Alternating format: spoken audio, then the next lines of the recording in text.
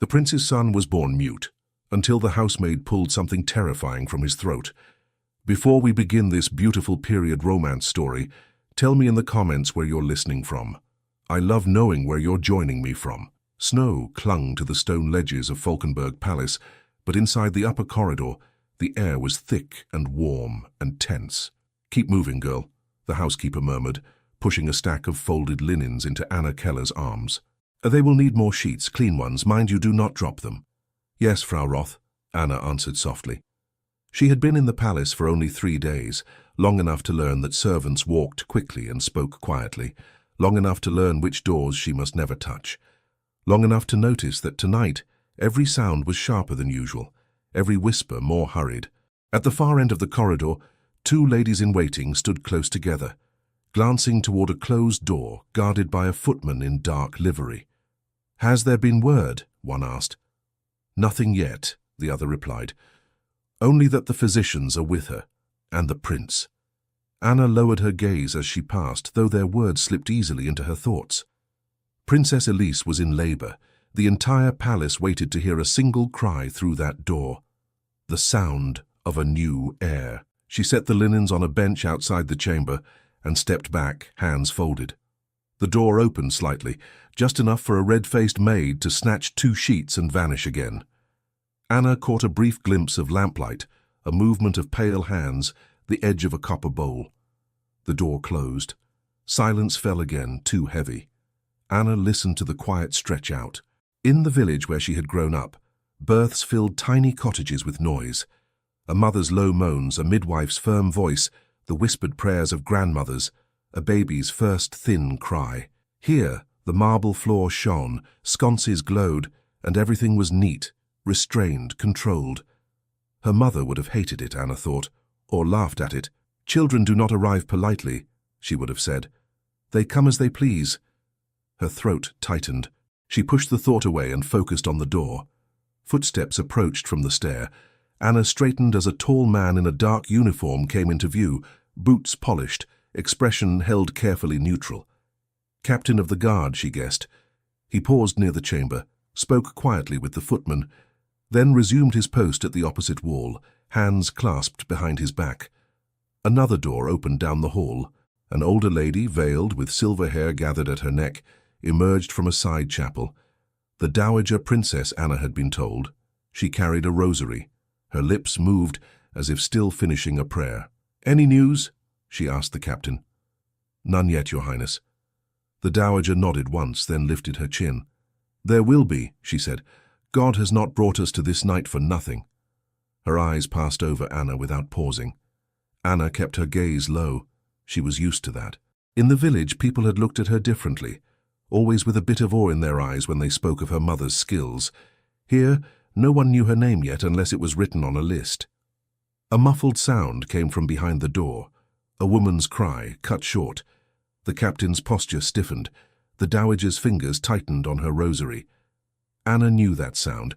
It was the sound of a body pushing past its limit. Another cry followed, weaker.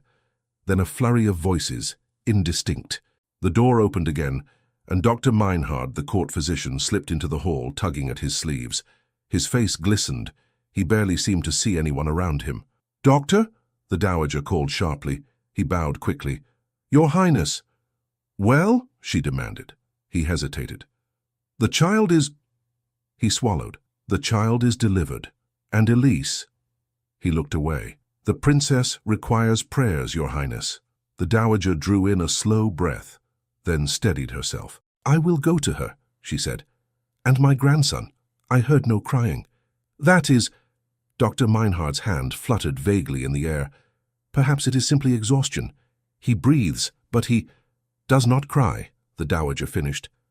Yes, something cold slid down Anna's spine, a baby who did not cry. She thought of the village women who had pleaded with her mother over silent, limp infants.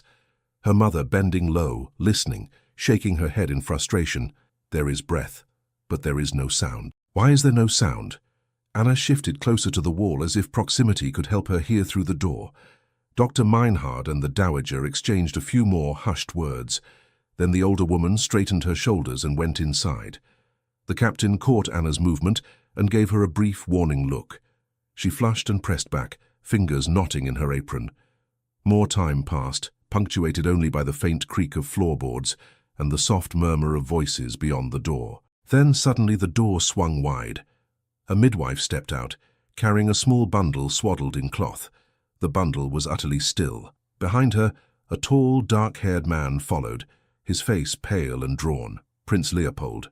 Anna recognized him from the whispered descriptions passed among the servants. He did not look like a man who ruled others. He looked like a man who had not slept for several nights. The midwife approached the physician in the corridor. "He will not make a sound," she whispered. "I have never—" "Let me see him," Dr. Meinhard said sharply, taking the bundle into his own arms. Leopold's voice cut through the corridor. "Is he alive?" "Yes, Highness," the doctor answered at once. "There is breath. His chest rises. But he is silent," Leopold said. The midwife wrung her hands. "We have slapped his feet, rubbed his back, tickled his ribs. Nothing.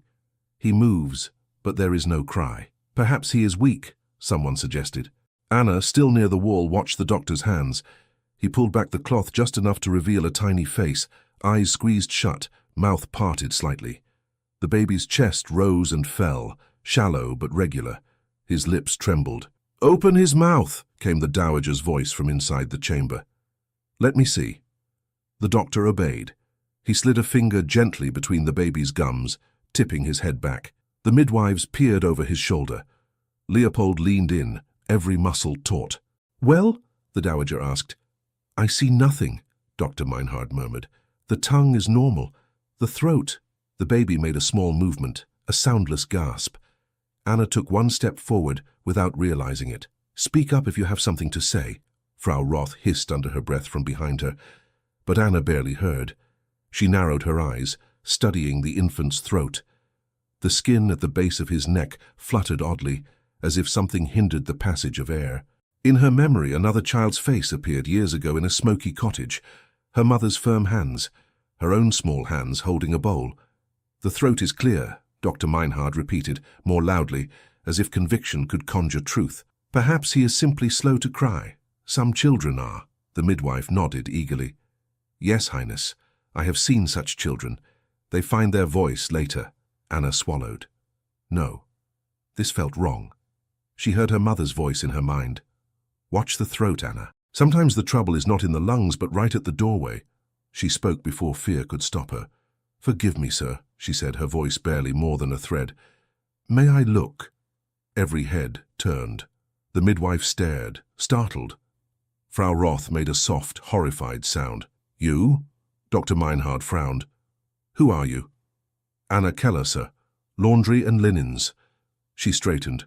"My mother was a midwife in the village near the river. She taught me to watch the—" "We have midwives," another woman cut in sharply, "properly trained, attached to the palace." Leopold's gaze rested on Anna for the first time. It was not unkind, but it was cool, measuring. "You believe you might see something our physician has not?" he asked. Heat rose in Anna's cheeks. "I only thought, sometimes there is something lodged, a bit of membrane perhaps. If it is not removed, the child cannot—" "The throat. It moves strangely, Highness." The doctor flushed. "Highness, with respect, we cannot entrust the air to a laundress's fingers. I have examined the child. There is no obstruction." Anna's hands curled at her sides. She knew she should step back, nod, apologize. Yet the baby's lips trembled again, his chest struggling as if against invisible pressure. "Doctor," she said more quietly, "if I am wrong, no harm will be done. If I am right—" She did not finish the sentence. She did not have to. The corridor hummed with unspoken fear. Somewhere in the palace, bells tolled the hour. The sound seemed distant, unreal. Leopold looked at the child, then at the physician, then at Anna. Grief shadowed his eyes. Behind it, a fierce, helpless love had taken root. His wife lay just beyond the door, very still. His son lay before him, breathing but silent. "Dr. Meinhard," he said at last, "you will permit the girl to look." "Highness, permit her," Leopold repeated, his tone leaving no room for argument. Reluctantly, the physician stepped aside.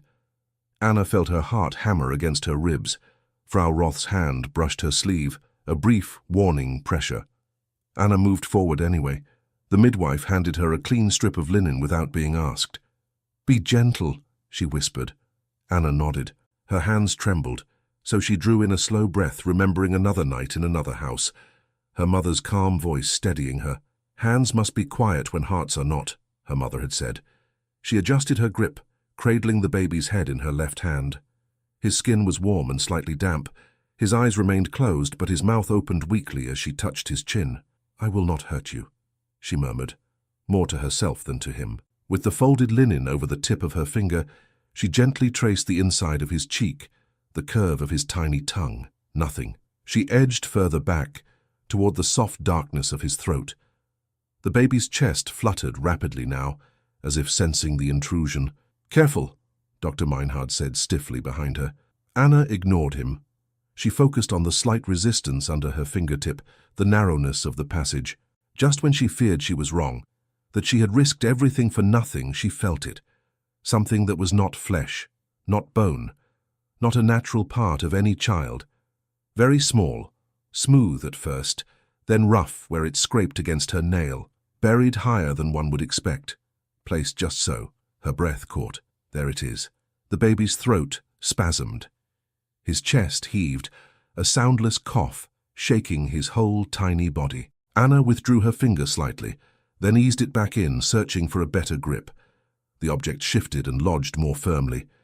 "His face!" someone gasped. "He is turning—" Anna shut out the voices. The baby's jaw trembled against her hand. For one terrifying moment she feared she would force the thing deeper, that she would be the cause of the very disaster she sought to prevent. "Do not push it in," she whispered under her breath, as if the thing could hear. "Girl, stop this at once," the doctor snapped. "He is in distress." "Anna," Frau Roth hissed, "you will answer for this." Leopold's voice cut through them all. "Let her finish." The child's chest rose and fell in shallow, desperate movements. Somewhere to Anna's right, the dowager began to pray softly. Anna adjusted her angle. She pressed the linen-wrapped fingertip against the foreign shape again, catching at its edge. It gave, just slightly. She eased back, drawing it with her, coaxing rather than pulling. For a long, suspended second, nothing happened. Then it slid free. A tiny, damp weight came into her hand, still wrapped in linen. Anna withdrew her finger, heart pounding. She set the bundle carefully into the silver bowl that someone thrust under her hand at the last moment. The baby's chest stilled. The corridor held its breath. Then, with a shuddering, ragged inhalation, he drew in air, as if for the first time. His mouth opened wide. A raw, hoarse sound burst forth, rising quickly into a sharp, unmistakable cry. The noise filled the corridor, cutting through the thick silence like a bell. The midwife began to sob. "He cries. Oh, praise God, he cries." Leopold exhaled a breath he might have been holding for an hour. Color returned to his face by degrees. He reached out, almost clumsily, and took the child into his arms, holding him against his chest. The baby's cry steadied, thin but vigorous, evidence of life and a will to be heard. Anna stepped back, trembling. The world seemed distant for a moment, muffled by the pounding in her own ears. "Let me see what she took out," Dr. Meinhard said softly. The silver bowl still sat on the table nearby. The linen scrap in it was stained with saliva, twisted around something thin and pale. The physician unfolded it with the tip of a small instrument, careful not to touch too directly.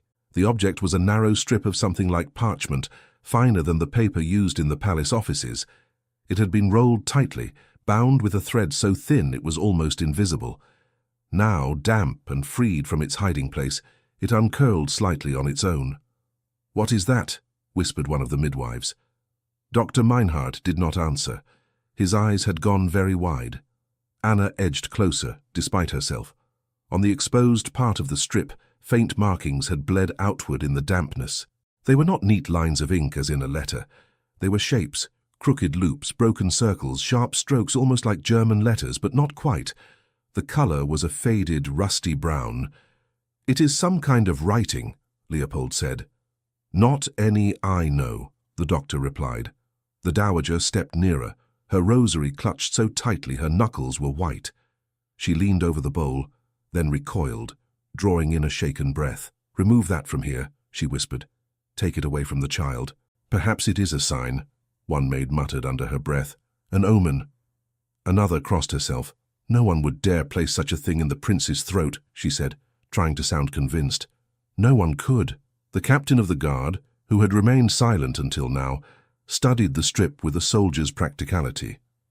Whatever it is, he said, it did not grow there by itself. His simple words sent a murmur through the corridor. Leopold looked from the parchment to Anna, as if seeing her truly for the first time.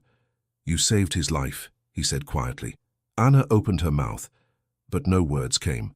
She settled for a small nod, her eyes fixed on the still unfurling strip.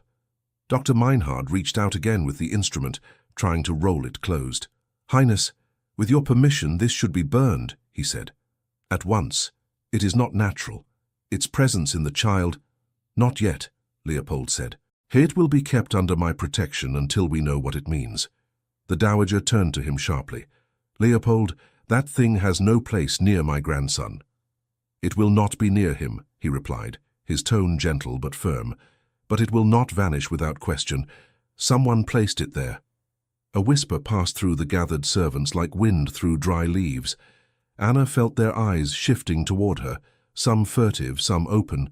She sensed their thoughts before anyone spoke them aloud. She knew they would say. She knew to look for it. How would she know such a thing? Frau Roth cleared her throat. Anna, she said, using her name for the first time that day. How did you know where to look? Anna swallowed. My mother taught me, Frau, she said quietly. She tended many births. Once there was a child who— Your mother, the midwife interrupted. They say she used herbs that turned the weather. They say people went to her at night.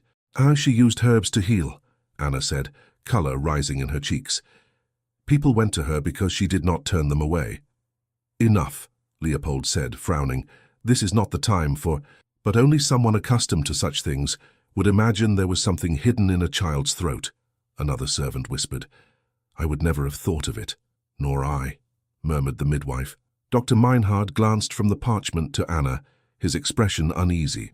It is true, he said slowly, that I did not consider such a possibility, yet the girl seems to have recognized it at once.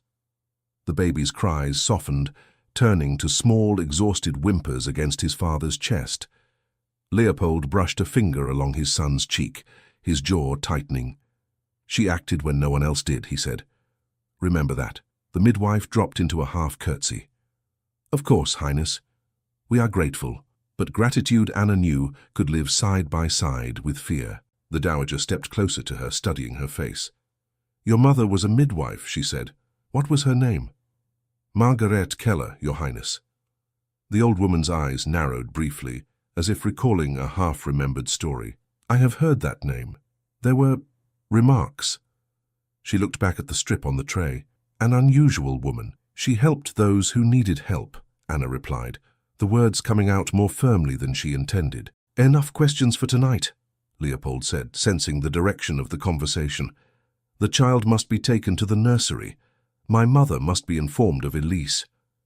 The dowager closed her eyes for a moment, grief passing over her face like a shadow. Then she straightened.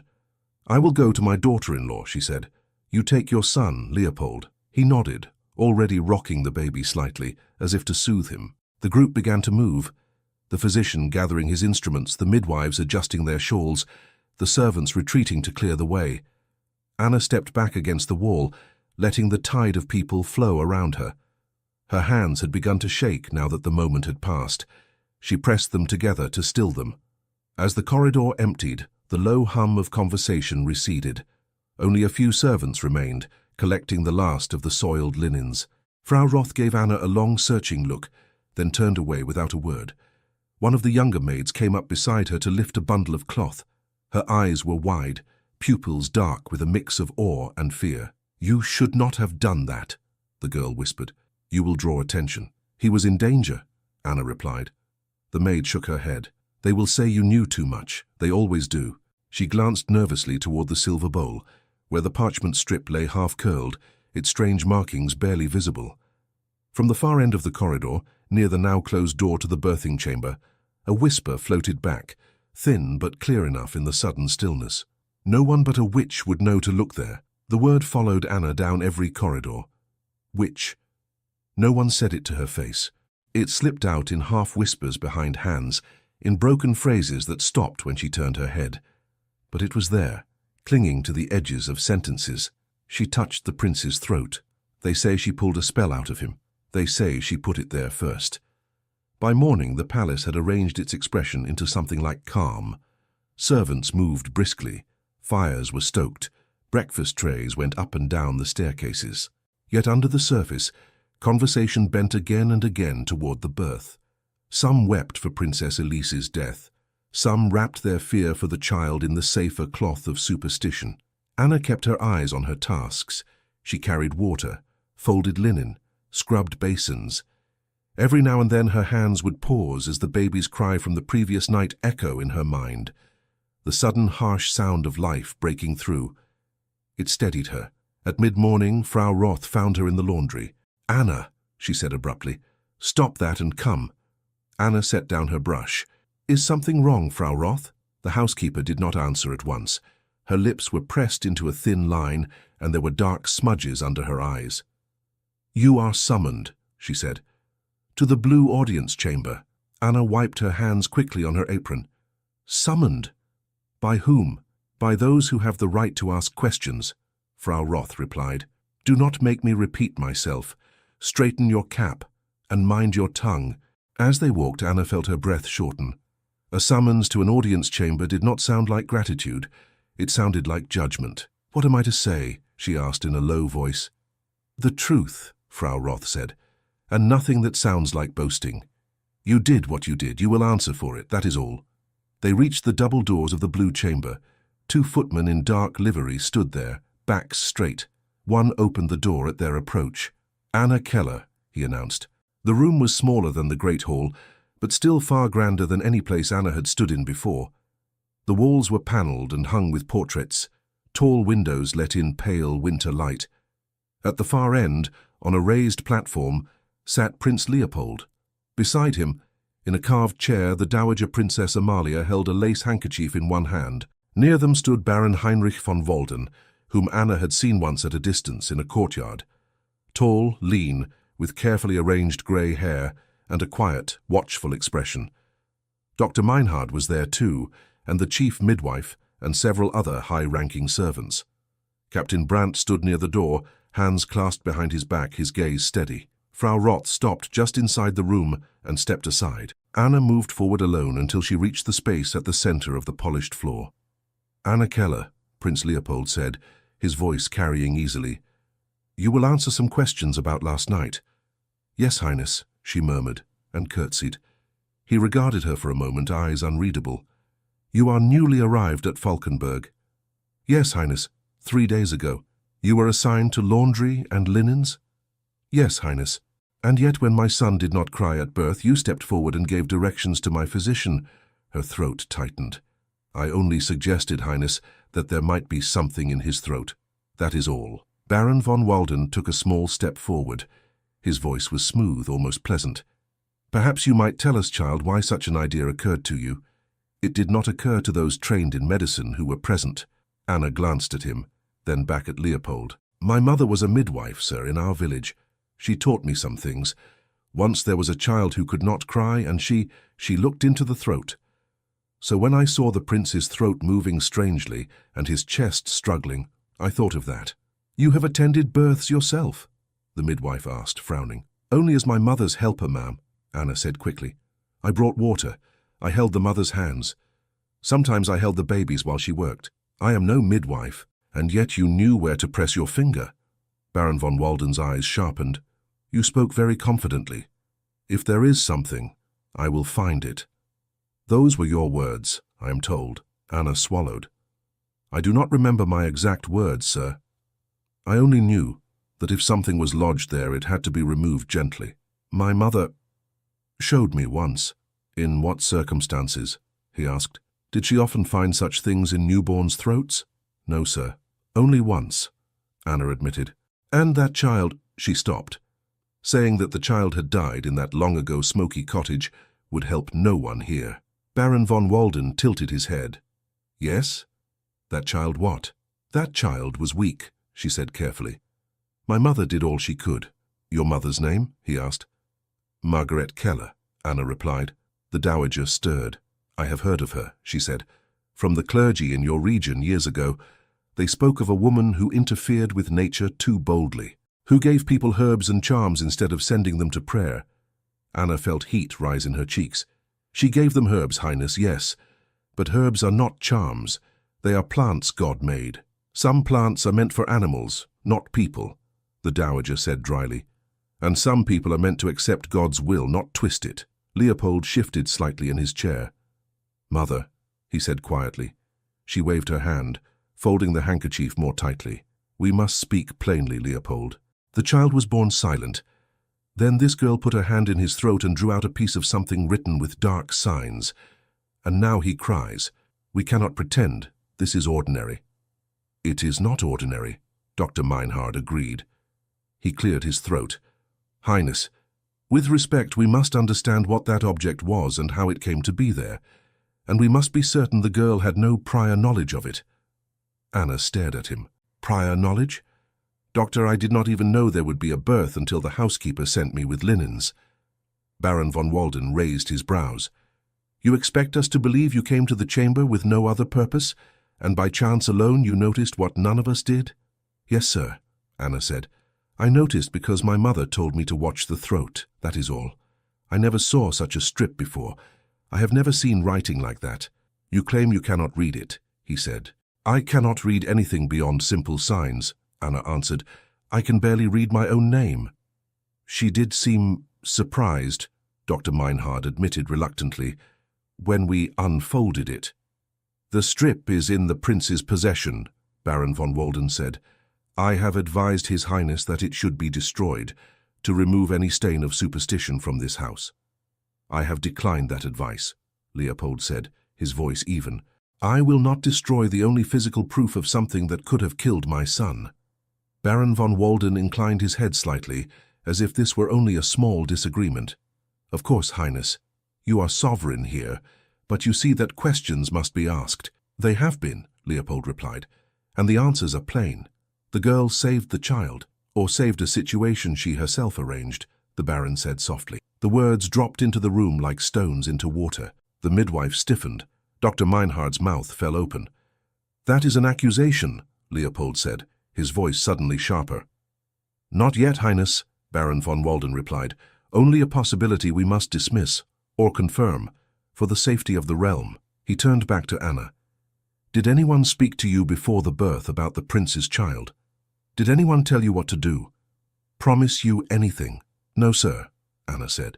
Did you see this strip of parchment at any time before last night? No, sir. Do you know the symbols written on it? Have you seen similar marks, perhaps in your mother's house? No, sir, she repeated. I told you. I have never seen such writing. The Baron regarded her in silence for a long moment. His gaze was not cruel, just watchful, as if he were examining an unusual specimen. Why did you not remain where you were told to stand? He asked. Servants are instructed not to step forward unless called, yet you did. You interrupted. You insisted. That is bold behavior for a new maid. Because the child was struggling, Anna said, surprising herself with the force in her own voice. He was trying to cry, but he could not. I have seen it once before. If we had waited, he might have... She caught herself. He might have been harmed. Silence held for a moment. You see, Highness, Baron von Walden said quietly, turning back to Leopold. She speaks as if she were responsible for the child's life, as if she understands more than your own physician. Leopold's jaw tightened. She is responsible for his life, he said.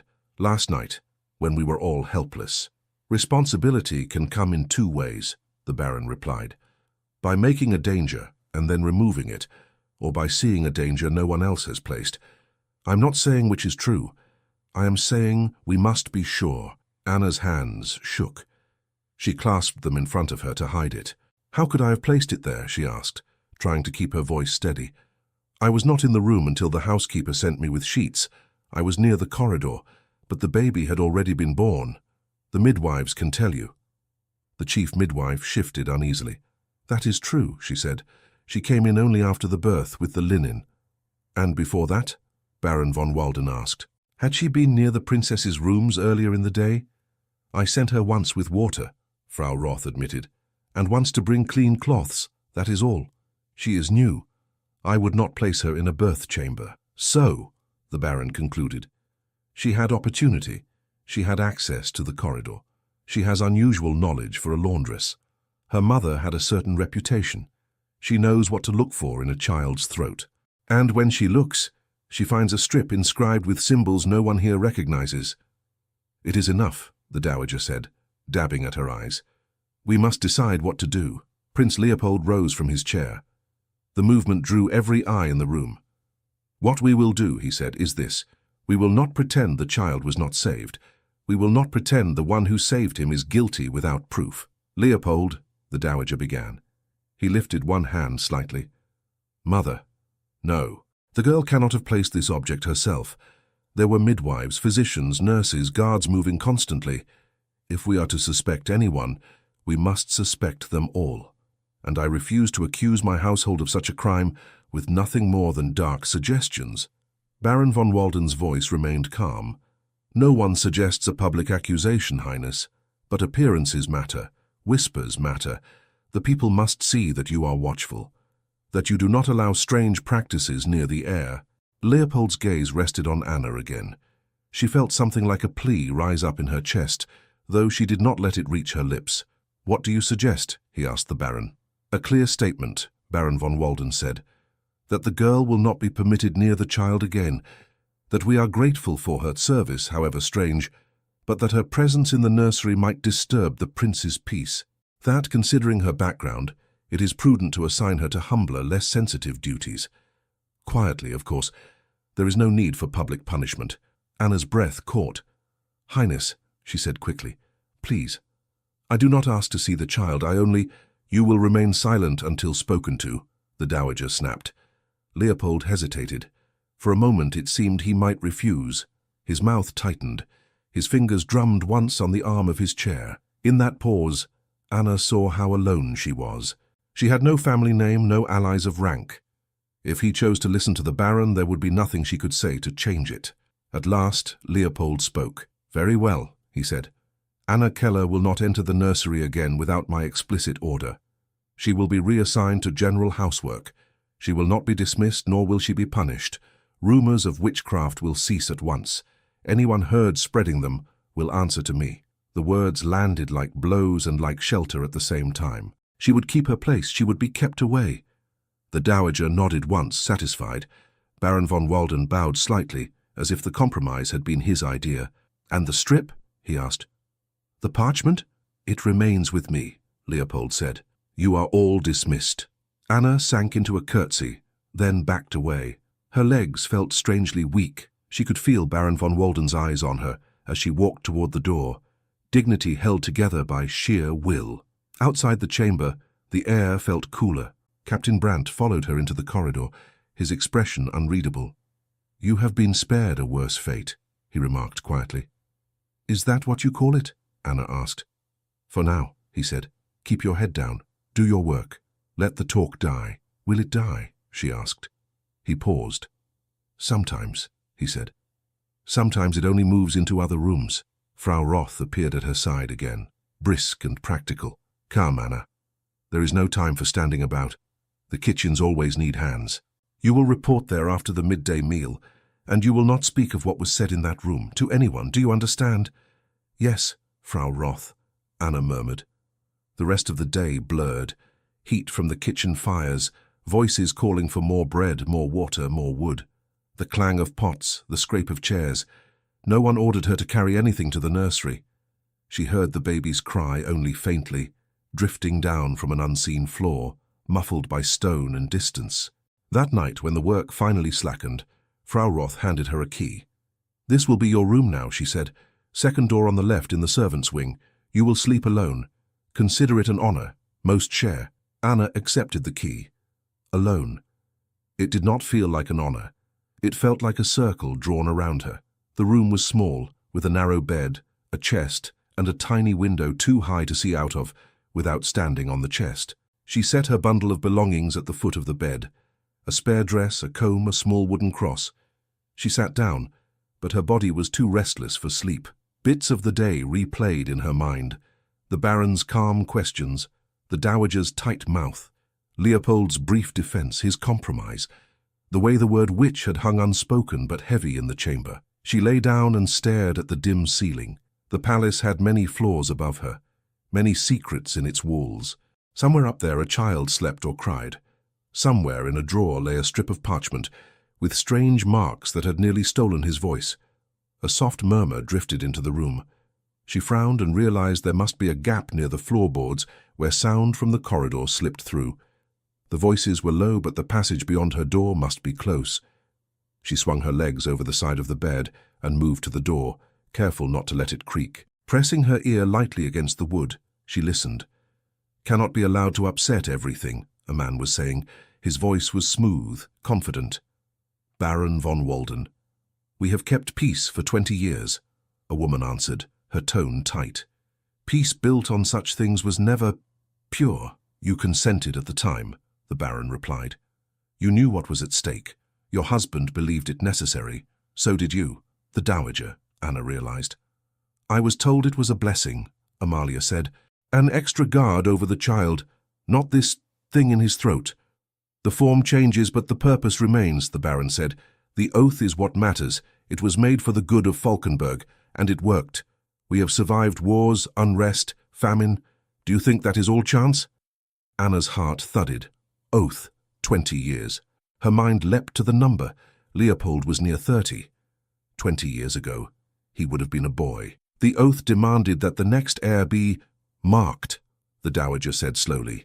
"Yes, I remember, but I did not know it would be like this." "The mark is only a symbol," the Baron said. "It binds the line of succession to something stronger than politics. It ensures loyalty from those who share the vow. If the boy had remained as he was, quiet, malleable, we could have guided him. And now," the Dowager asked. "Now his first barrier has been broken," Baron von Walden said. "By a village girl with a midwife's tricks. She saw what she should not have seen. She touched what was meant to remain in place." Anna's hand tightened on the door handle. "She saved his life," Amalia said sharply. "Perhaps," the Baron replied. "But do not forget, my lady, that she now knows something is wrong. She has seen the writing. She has heard us speak of 20 years. Ignorant as she may be, her mere presence is a risk. Others may use her, question her, draw out pieces of truth." "She is a maid," the Dowager said. "What can she do?" "Sometimes the lowliest voices carry farthest," the Baron answered. "If she speaks out of turn, if she wonders aloud how the strip came to be there, the wrong ears may hear. We have enemies at court and beyond. They would be delighted to claim that the heir of Falkenberg was once pledged to strange forces." There was a pause, then the Dowager's voice again, softer. "What do you propose?" "First," the Baron said, "we must ensure she is kept away from the child. That has been done today. I am glad you and the prince agreed. Second, we must watch her. If she shows any sign of gossiping, of whispering to others, she must be removed." Anna's breath stopped. "Removed," the Dowager repeated. "Sent away," he said smoothly, quietly, "to another household or to a place where her voice will carry no weight. People disappear from palaces often enough without causing a stir. A small pension, perhaps. A note that her services are no longer required. No cruelty. Just distance." "And if she refuses?" Amalia asked. "Then we must be firmer," he said, "for the sake of the child. For the sake of what was begun 20 years ago. The oath cannot be questioned. The mark cannot be discussed. And the maid must not speak of what she saw." Anna shifted her weight without meaning to. The old floorboard beneath her foot creaked faintly. The voices in the corridor stopped at once. Silence fell on the other side of the door, thick and sudden like a blanket dropped over a flame. Anna did not move. She stood barefoot on the cold floor, hand on the latch, ear pressed to the door, her whole body suddenly rigid. The silence outside stretched so long she began to hear her own pulse. Then the Baron's voice came again, lower, sharper. "Did you hear that?" A pause. The Dowager's reply was just a breath. "It is an old building. Wood shifts at night." "Carelessness shifts," he said. "Who sleeps in this corridor?" "New maids, mostly," she answered. "One of them, the Keller girl, was given a room near here." Anna's fingers tightened. A step creaked outside. A hand brushed the door. She could feel the faint vibration. Baron von Walden spoke right on the other side of the wood. If she hears anything, she will not understand it. You said yourself that sometimes the lowliest voices carry farthest, the Dowager replied. Then we will speak elsewhere, he said, and we will keep a closer watch. Their footsteps moved away at last. Anna stayed frozen until the sounds faded completely, then forced herself to release the latch. Her hand left a damp print on the wood. She lay down fully dressed and stared into the dark, until sleep finally dragged her under. The next morning came with no sign that anything had changed. Bells rang, orders were given, trays clattered. Yet Anna felt eyes on her wherever she walked. At the scullery, one of the older maids brushed past and muttered, "You should not listen at doors." Anna flinched. "I did not." "It is written on your face," the woman said. "If you wish to stay, learn to see without being seen, hear without listening." In the stairwell, someone had spilled soapy water. Anna, carrying a stack of plates, put her foot down on the slick step and slid. The plates lurched in her arms. For one dizzy second, she saw herself and the crockery tumbling down together. A firm hand grabbed the banister just above her, blocking her fall. Captain Brandt stood at the turn of the stairs, his arm braced, his expression unmoved. "Careful," he said. Anna steadied the plates against her chest. "Thank you, Captain," she whispered. He glanced at the wet stair. "Who left this?" he asked the maid below. She shrugged. "Someone was scrubbing. Perhaps they forgot." "People forget less lately," he said. "Be more precise in future. The palace has enough accidents." He let Anna pass. As she brushed by, he added under his breath, "Watch the ground in front of you, Anna Keller, and the people behind you." That afternoon, as she crossed a side courtyard with a basket of laundry, a bucket tipped from a windowsill above. Water splashed where she had been standing a heartbeat earlier, soaking the stone. An empty bucket clattered away. A boy's startled face appeared at the window. "I did not see anyone," he stammered. Anna smiled faintly up at him. "You see now," she said. "Be more careful." She did not mention it to Frau Roth. She did not need to. The housekeeper missed nothing. That evening, as they rolled sheets, she spoke without looking up. "Some people are clumsy," Frau Roth said. "Some are told to be clumsy." Anna paused. "Told? Do not ask who," Frau Roth said. "Do not ask why. Just understand that you have walked into the middle of things that were set in motion before you were born. And be small. The larger you appear, the easier you are to strike." "I have done nothing wrong," Anna said quietly. "The palace does not always punish wrong," Frau Roth answered. "It punishes inconvenience. Do not be inconvenient, child." Days passed. No one summoned her to the nursery. News of the baby came in fragments. The nurse's tired smile as she fetched warm milk, the midwife's remark at the well. "He cries now," the midwife told another woman. "More than cries, he complains." "Good," the other answered. "Let him. It means he is alive." Anna latched onto those glimpses. At night she dreamed of the parchment in his throat, of tiny fingers reaching for air. One afternoon, as she scrubbed a scrubbed floor that did not need more scrubbing, Captain Brandt appeared again. "You have been reassigned from the upper floors," he said. "I know," she replied. "Now they speak of sending you away," he added. Her brush stopped. "Away? Where?" "A workhouse in the south," he said, "or to a relative of the Dowager who needs staff. The stories differ, but the intention is the same." "Who decided this?" Anna asked. He held her gaze. "You know well enough." "Can they do that?" she asked. "Just send me away as if I were a parcel?" "Yes," he said. "They can." She swallowed. "And you?" "I carry messages," he said. "I do not decide who is sent where." He studied her face. "Do you wish to leave?" "No," she said at once. Then she hesitated. "But if I stay, they may be firmer." "You have a sharp ear," he remarked. She thought of the corridor, the whispered word removed. She said nothing. "That is my concern, not yours," he added. "Yours is to survive. Keep your head low, and if anyone offers you a new post in a far monastery or a distant household with too much haste, ask yourself why." That evening, a clerk from the steward's office came searching for her, holding a folded paper. "Anna Keller?" he asked. She wiped her hands and approached. "Yes, sir." He squinted.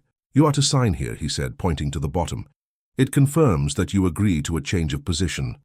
"What kind of change?" she asked. "A transfer," he said.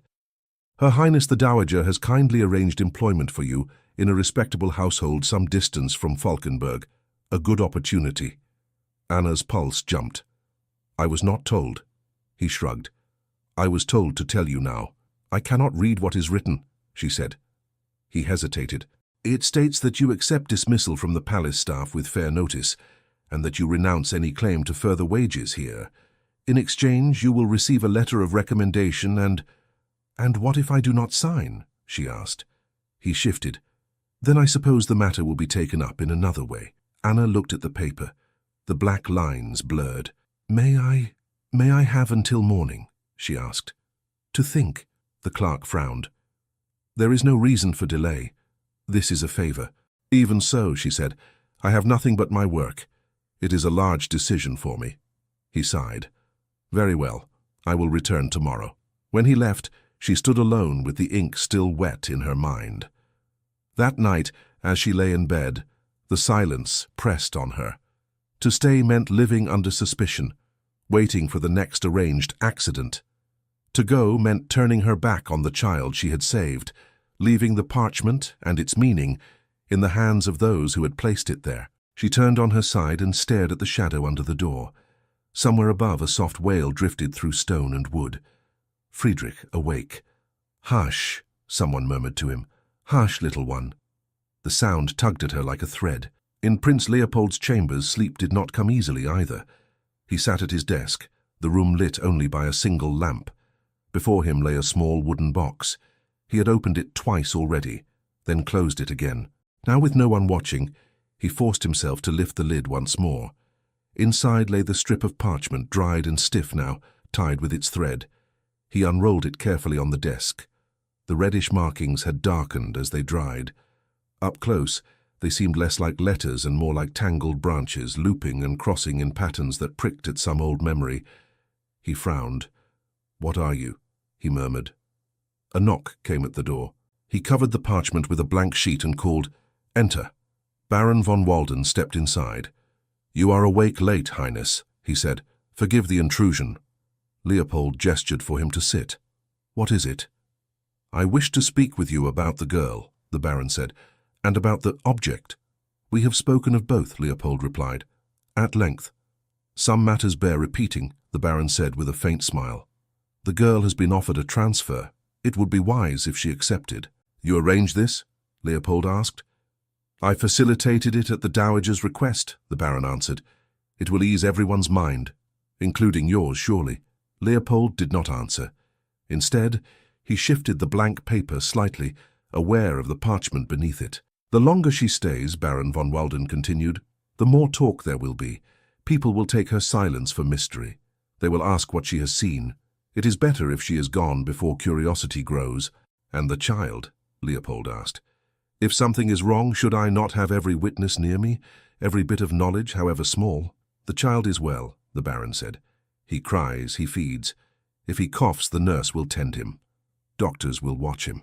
He does not need a village girl hovering nearby." Leopold's gaze hardened. "She saved him when others failed," he said. "That will not be forgotten." "Gratitude is not forgotten," the Baron replied. "But gratitude must not cloud judgment. You have seen what superstition can do among the people. They already whisper about curses. If you appear too enthralled by this girl, they will say you are under her spell. That will weaken your authority." Leopold's mouth tightened. "I am not enthralled by anyone," he said. Baron von Walden inclined his head as if accepting a rebuke. "Forgive me. I speak only from concern.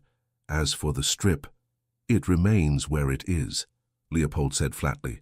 "At least let me have a copy made," the Baron suggested. "There are scholars who might recognize the symbols. If we know what it signifies, we can put stories to rest." "And how many more will know of it then?" Leopold asked. "How many more will question how it came to be in my son's throat?" The Baron spread his hands. "Then we remain in the dark, Highness. Darkness breeds fear." "Sometimes," Leopold said, "sometimes it hides shame." Their eyes met. For a heartbeat, something unspoken lay between them. At last the Baron rose. "As you wish," he said. "I will not press you further tonight." He left quietly. When the door closed, Leopold lifted the blank page again and stared at the parchment. Darkness hides shame. Whose shame? His father's? His own for not stopping this sooner? The Baron's.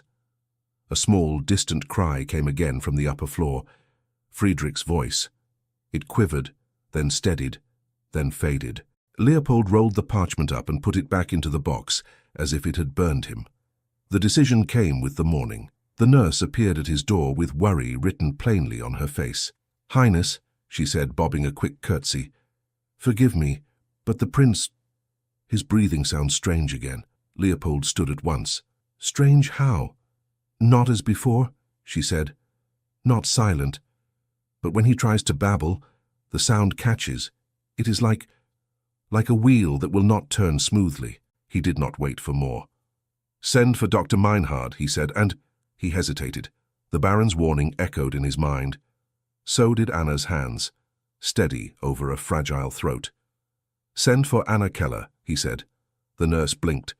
"Highness, she has been forbidden." "I know what has been said," he cut in. "She is to come."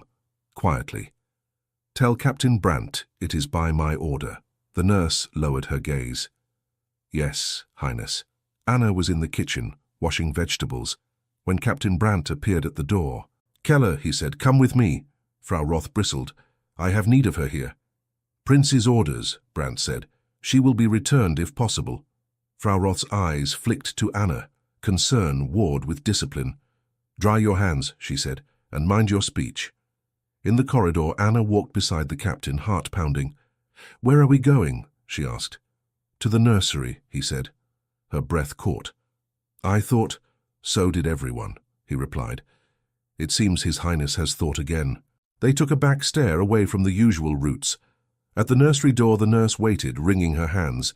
She opened the door quickly and ushered them in. The room was warm, tidy, with a small bed, a cradle, and a rug, where one day a child might learn to walk. Friedrich lay in the cradle, cheeks flushed, eyes bright. He moved his hands when he saw the light change. Leopold stood near the window. He turned as they entered. "Thank you, Captain," he said. "You may wait outside." Brandt nodded and withdrew. The nurse closed the door softly, leaving Anna alone with the prince and the child. For a moment, no one spoke. Then Leopold cleared his throat. "Anna Keller," he said, "I am aware that I ordered you to be kept away from this room." "Yes, Highness," she answered. "And yet I sent for you," he went on, "because when my son struggled to breathe, you saw what no one else did. I would be a fool to ignore that now." Anna looked at the cradle. "Is he in danger again?" "He breathes," the nurse said quickly.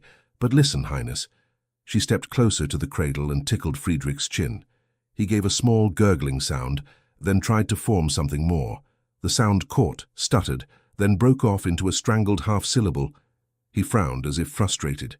"It started in the night," the nurse said. "He is not silent, but he seems hindered." Leopold's jaw clenched. "I will not watch him struggle again if I can prevent it," he said. "Will you look at him, Anna?" "Yes," she said softly. She moved to the cradle and bent over. Friedrich stared up at her, his tiny hands waving. His eyes, a lighter version of his father's, fixed on her face as if he recognized her. "Hello," she whispered. "We meet again." He cooed, then tried to form a sound, lips rounding. The noise came out thin and broken. Anna laid her hand gently against his chest. His breathing was regular, though a bit fast. She slid a finger along his throat, feeling the muscles flex as he swallowed. "May I?" she asked Leopold, glancing quickly at him. He nodded. She took a clean corner of the cloth covering the cradle and eased it into Friedrich's mouth as she had before, but more cautiously. His tiny tongue pressed against it, curious. She retreated, then tried again, touching the back of his mouth. "No," she murmured. "There is nothing there. Nothing like before." "Then why—" Leopold began. "Whatever troubles him now is not a thing I can pull out," she said. "It is like the memory of the other, as if his voice is trying to go past a door that has been locked and unlocked too quickly." The nurse looked anxious. "Is that serious?" she asked. I do not know, Anna admitted. His chest is strong, his breath is good. But his voice, it remembers being held back. Leopold studied her face. You speak as if his voice is a person. In a way it is, she said. My mother used to say that the first cry sets a path inside a child. His first path was blocked. Now he must find another. Silence fell for a moment. Highness, Anna said carefully, there is something I must tell you. About what I heard. He straightened. What you heard?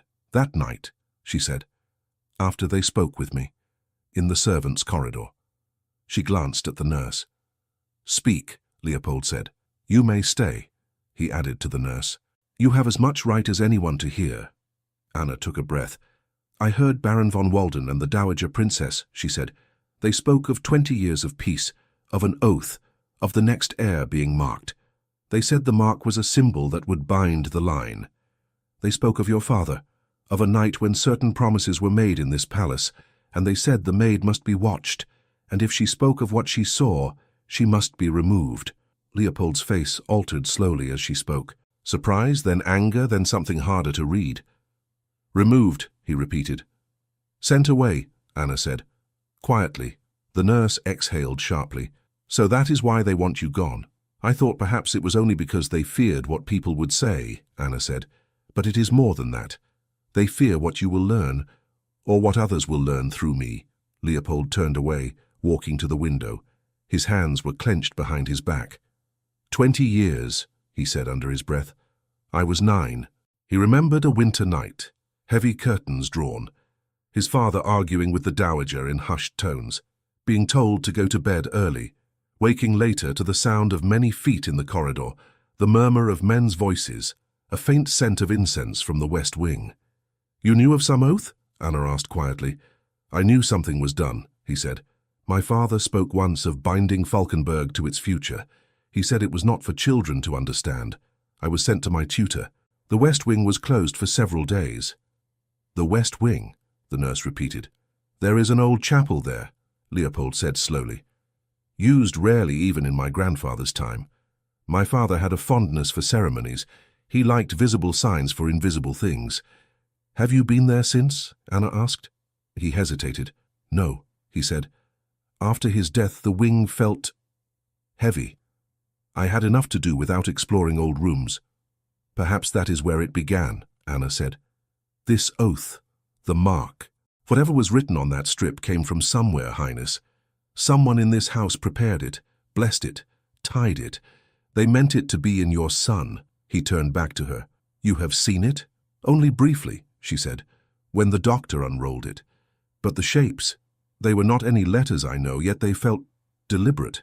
Leopold glanced at the nurse. Say nothing of this, he told her. She clutched her apron. I swear it, Highness. On my life and the child's. He looked again at his son. Friedrich had grown drowsy under Anna's gentle touch. His lashes fluttered. Anna, Leopold said, come with me. To where? She asked. To see exactly what was almost bound to him, he said, and perhaps learn who I must hold to account. He turned to the nurse. Watch him. Send for Dr. Meinhard if his breathing changes again, and do not mention whom I have brought here. The nurse nodded. In the corridor, Captain Brandt straightened as they emerged. Keller will come with me, Leopold said. If anyone asks, she is carrying messages for the steward. Yes, Highness, Brandt replied. His gaze lingered briefly on Anna's face, as if to warn her to be cautious.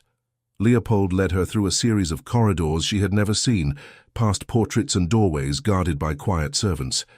At last they reached his study. He closed the door and went to the desk. The wooden box came out again, the parchment unrolled under the lamplight. Anna stepped closer, drawn despite herself. The strip lay across the wood, its edges curling slightly. The marks seemed darker now, as if they had drunk in the light. Look, he said. She did. The symbols looped and angled, some crossing, some stacked. They did not form words she could read, but there was pattern, not chaos. She frowned. These shapes... Yes? He asked. She glanced around the room. Her gaze caught on a carved panel above the hearth. The Falkenberg crest, a rearing stag, a stylized hill, and above it a wreath of strange leaves. Highness, she said. May I? He nodded. She walked to the panel and traced the carved leaves with her eyes.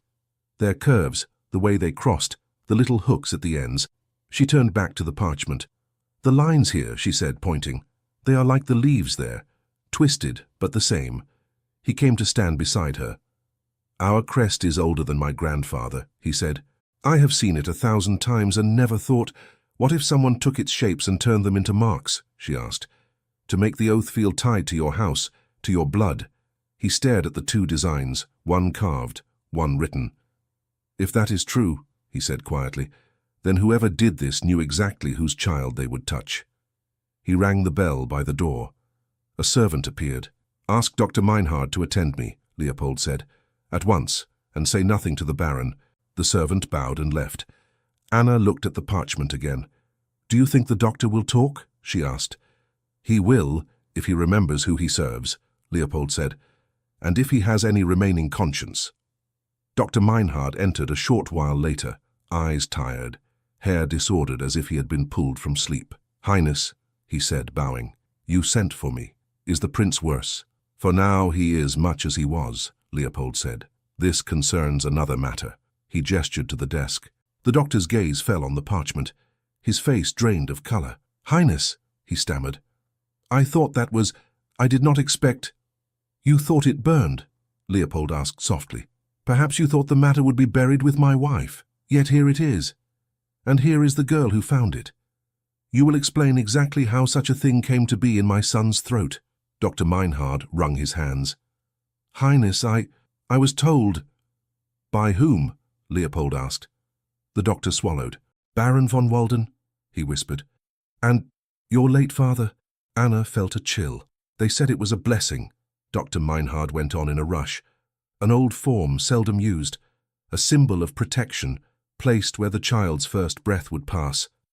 They said it would not harm him, only bind him to the strength of the house. They said it had been prepared carefully by those who understood such things." "And you agreed," Leopold said. His voice was calm, but there was a tightness in it. I did not insert it myself," the doctor said quickly. "A midwife of their choosing did that at the moment of birth. I only allowed it. I turned away at the crucial time, as instructed. I thought..." He pressed his fingers to his temples. "I thought if I did not see it, I would not be responsible." "You were still there," Anna said quietly. He looked at her, eyes haunted. "Yes," he said, "I was still there." "You said, 'those who understood such things,'" Leopold said. "Who?" "I do not know their names," the doctor said, "only that they were part of a circle, men of influence from across the region. They came at night, 20 years ago, to the old chapel in the West Wing. They made an oath with your father. They said the strength of Falkenberg would be tied to the firstborn of the next generation, that he would be guided, shaped, protected, that he would not stray." "Not stray," Leopold repeated, "meaning he would not speak a word they did not approve." "Doctor," Meinhard winced. "When they asked me to assist with the mark for your own son, I was uneasy, but they said if I refused, another would take my place, one without my care for the child's health. They said they wanted someone who would watch for harm. They said many things," Leopold cut in. "You chose which to believe." The doctor bowed his head. "Yes, Highness." "And this writing?" Leopold asked, pointing at the parchment. "Do you know what it says?" "I cannot read it," Dr. Meinhard admitted. "Only that they called it the binding script, that it had been copied from an older text kept by one of their number. They insisted the script be placed so the first breath would pass it. They spoke of vows and echoes and 20 years of peace," Anna said. He flinched. "You heard them?" "Yes," she said. "In the corridor. They spoke of what was begun then, of how it must not be questioned." Leopold studied the doctor. "You will show me this chapel," he said. "You will show me where they gathered." Dr. Meinhard hesitated. "Highness, I do not know if I remember." "You remember enough," Leopold said. "Or you will try for your own sake."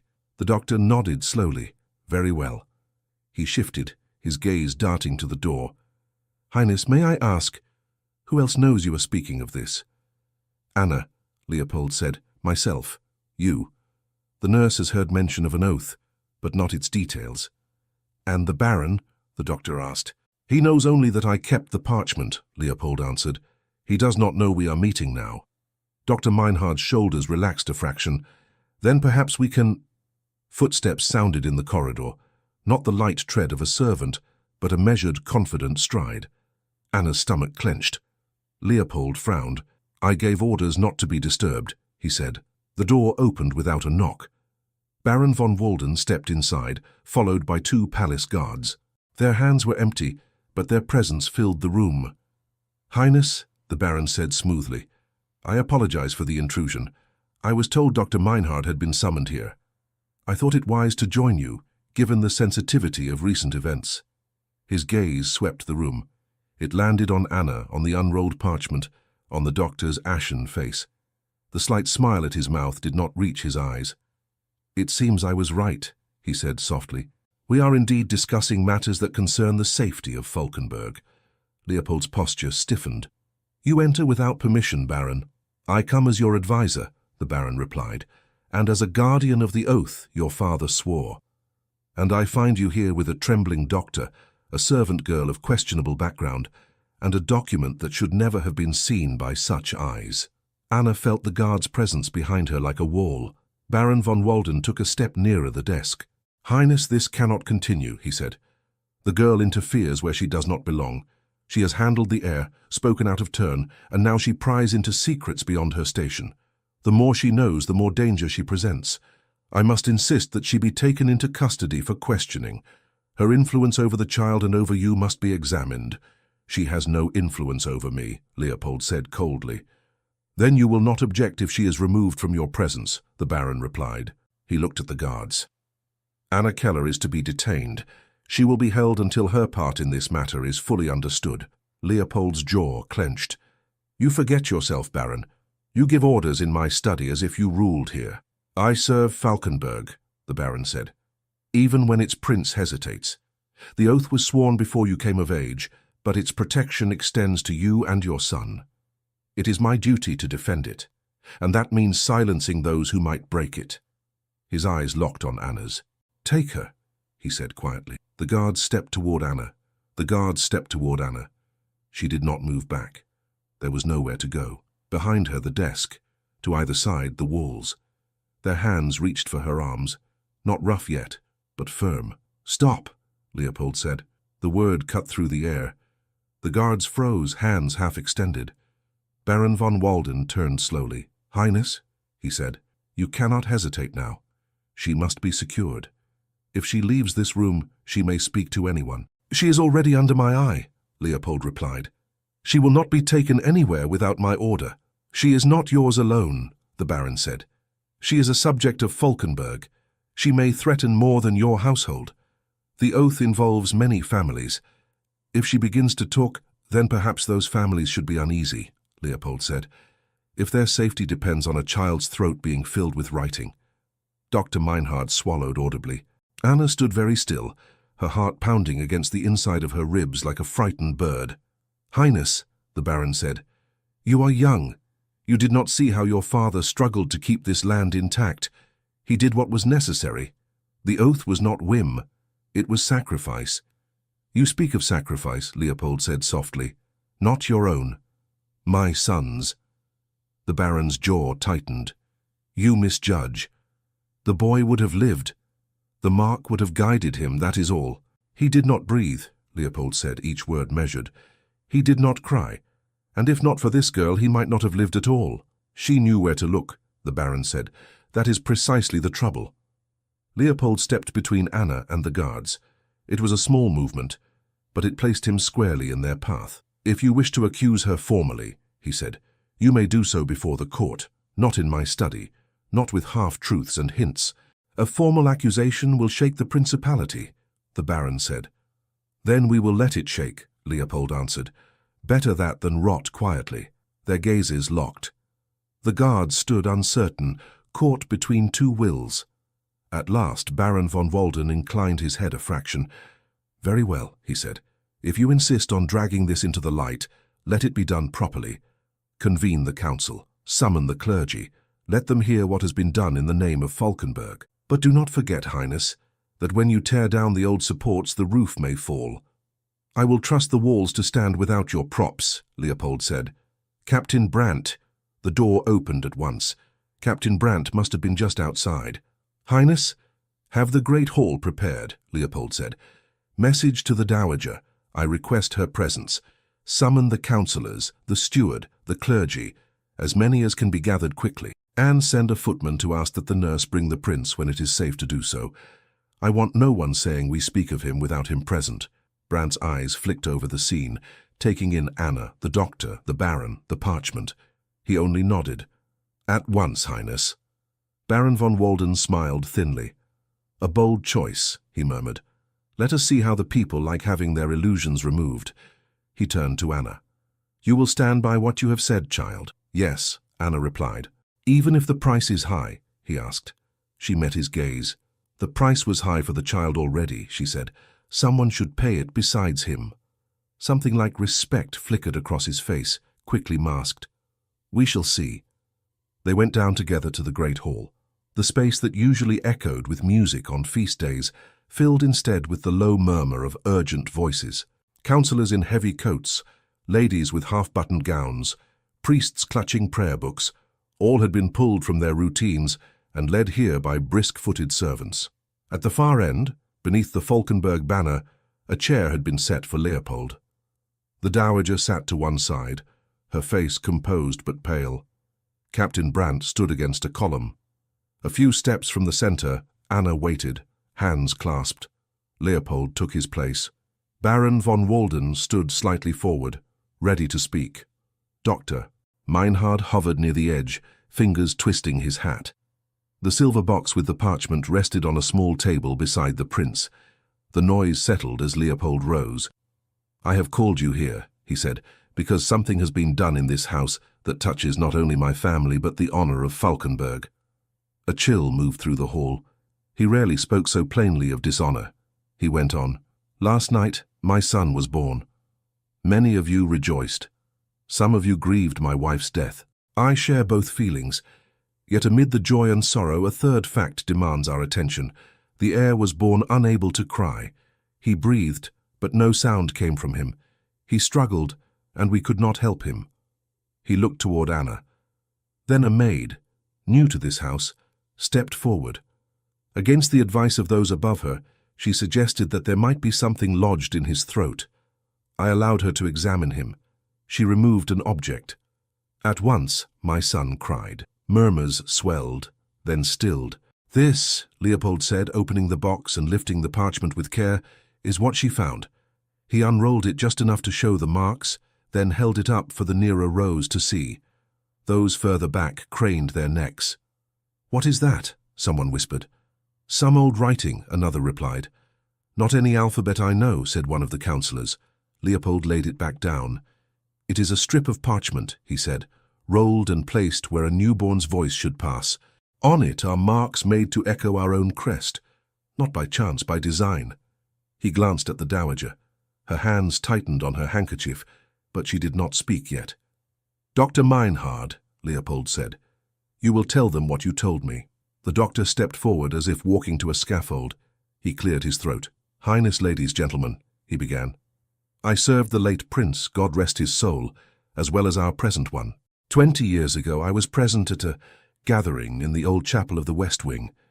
Men of influence from various houses came.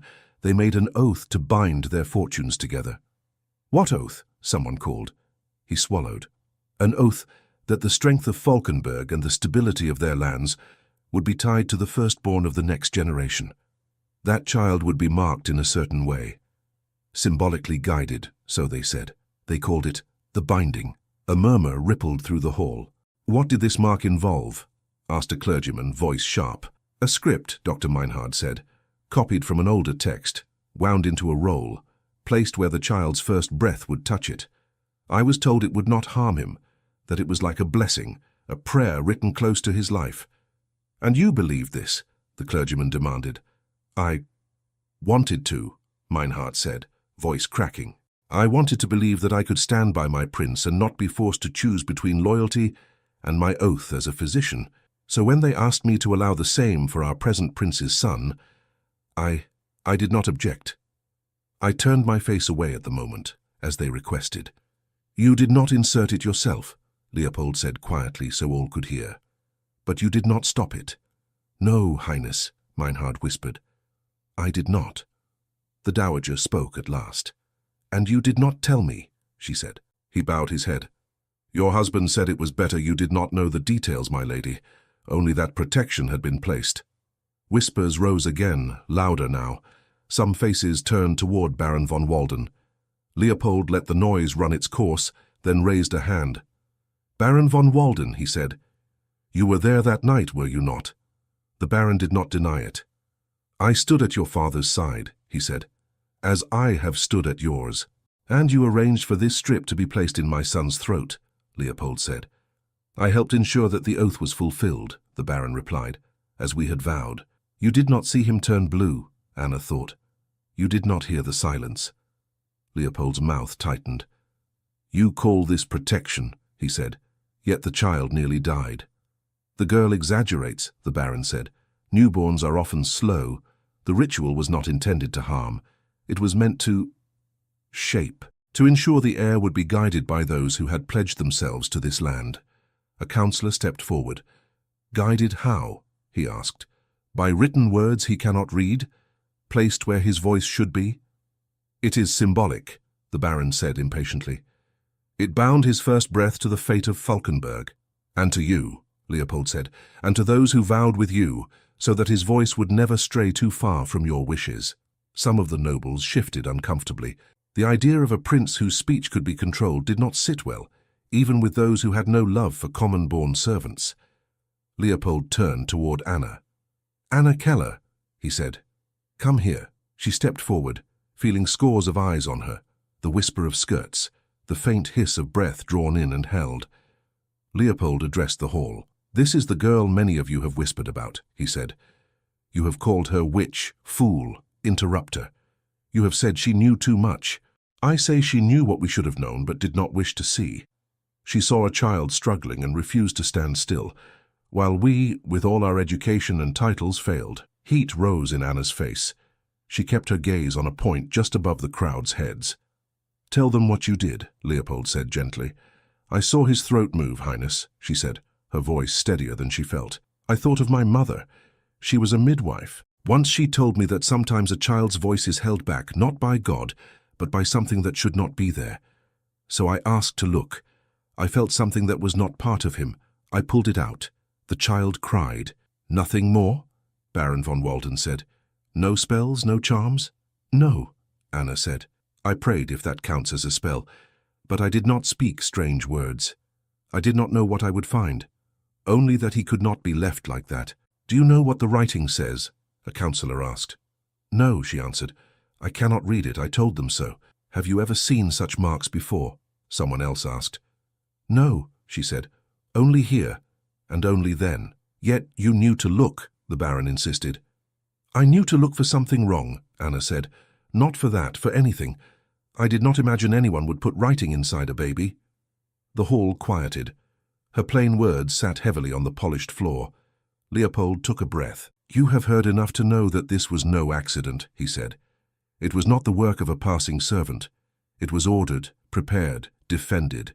In the name of stability, in the name of Falkenberg, by men who sit among you. Several heads turned almost involuntarily toward Baron von Walden.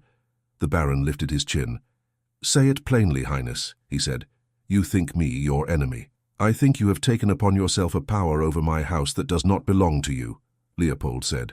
You swear an oath with my father, then hide its terms from his heir. You place symbols in my son's throat without my knowledge. You plan to remove the only witness who saw it, not because she lied, but because she told the truth. That is not service. That is control. And what will you do? The Baron asked quietly. Break the oath. Cast aside what has held this land together as Napoleonic wars raged around us. You play a dangerous game, Highness. I will do what my conscience demands, Leopold said. I will not allow my child's body to be used as a scroll for other men's fears. I will not bind his voice before he has learned to speak. He turned to the gathered nobles and clergy. Hear me, he said. Whatever vows were made in that chapel 20 years ago, I here and now renounce them on behalf of my house. Falkenberg will not be ruled by secret words written in a child's throat. If there is to be loyalty between this throne and its people, it will be earned in daylight. For a moment no one moved. Then Captain Brandt, still at his post by the column, lifted his hand to his chest in a gesture of respect. A few others followed. Not all, but enough. The dowager rose slowly from her chair. Her voice, though tired, carried. "My husband believed he was protecting us," she said. "He feared losing everything. He let fear drive him to trust what he should have questioned. I was not brave enough to stop him. I will not make that mistake again." She faced the Baron. "Heinrich von Walden," she said, "you spoke in my husband's ear. You speak in my son's. You have done much good for this house. But you have also brought this shadow upon it. The oath you defended endangered my grandson. That cannot be excused." The Baron bowed slightly, as if accepting a compliment rather than a rebuke. "And so?" "And so," Leopold said, "you are relieved of your duties as my advisor.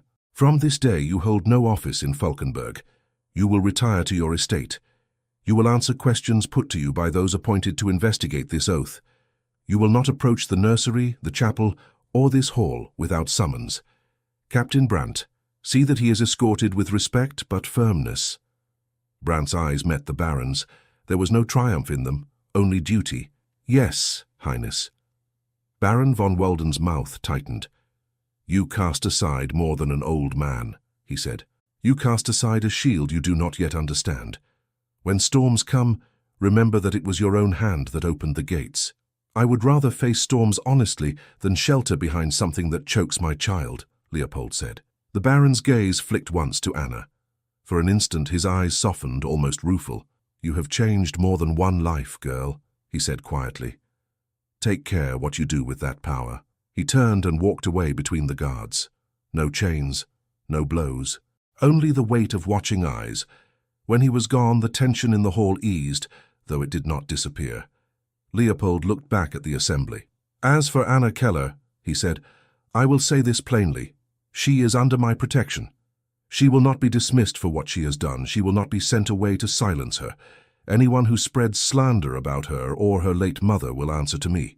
The words seemed to surprise even him, as if they had come from a place deeper than habit. Some faces still showed doubt. Others, especially among the lower-ranking servants and a few younger nobles, looked relieved. "You may return to your duties," Leopold said.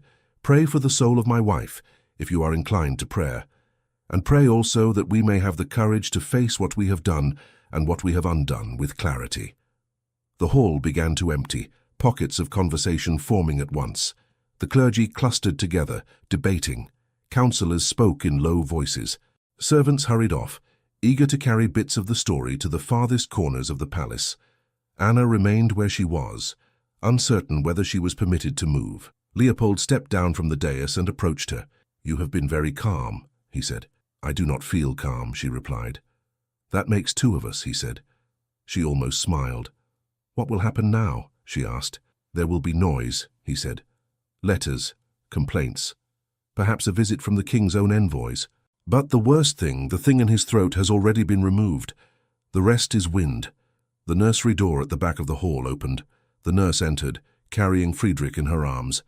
His face was solemn, as if he sensed that something important had occurred. Leopold reached for him, holding him close. The child made a soft sound, then another, experimenting. "He will learn to speak without anyone's help," Anna said. Leopold looked at her over the baby's head. "He already has more help than he knows," he said. The dowager watched them from a distance, unreadable, then turned away, leaning on a maid's arm as she left the hall. Later, when the hall was empty and the echoes had faded, Leopold asked Captain Brandt to see the doctor back to his rooms and to set a quiet watch on Baron von Walden's departure. Then he sent for Anna. She met him in a smaller gallery that overlooked the inner courtyard. The late light fell in pale strips across the floor. "You wished to see me, Highness?" she asked. "Yes," he said. "Not as a prince this time, or not only." She blinked. "I do not understand." He gestured toward a bench by the window. "Sit with me, just for a moment. There are no councillors here, no witnesses, only us and the sound of my son complaining because his nurse will not let him chew the edge of her apron." Faintly, from down the corridor, a baby's indignant squawk supported his words. It drew a small laugh from Anna despite herself. She sat, hands folded tightly.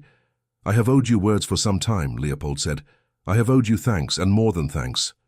"You have given me protection," she said. "That is more than most would have done." "I gave you protection after I let others question you," he said. "After I stood silent while you were humiliated in that chamber. You were right to be angry with me if you were." She looked down at her hands. "I was hurt," she admitted, "but I understood. You must think of more than one life."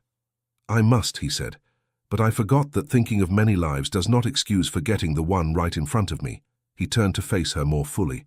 "Anna, when I saw you hold my son, I saw someone who cared more for his breath than for her own safety. You knew you might be blamed. You knew they might call you witch. Yet you acted. He broke off, searching for words. "I have seen nobles flinch from smaller risks." "I did not think," she said softly. "I only saw him struggling. I could not bear it."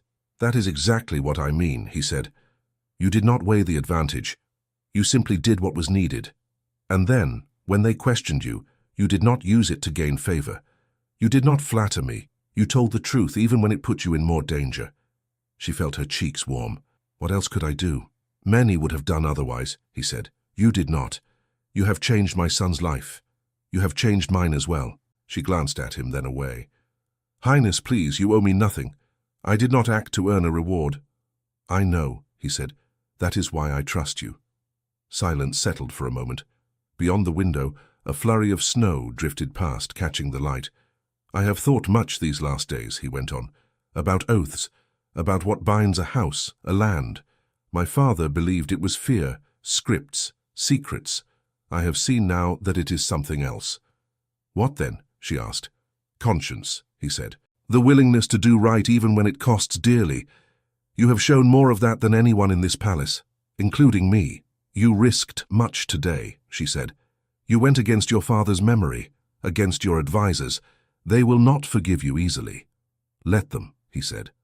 "I would rather my son grow up in a house that has made such a choice than in one that keeps his throat bound, and I would rather not spend the rest of my years wishing I had spoken when I was silent."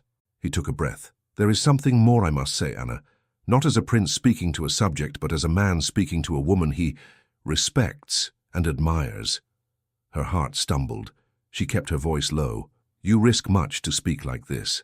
"I risk more by not speaking," he said.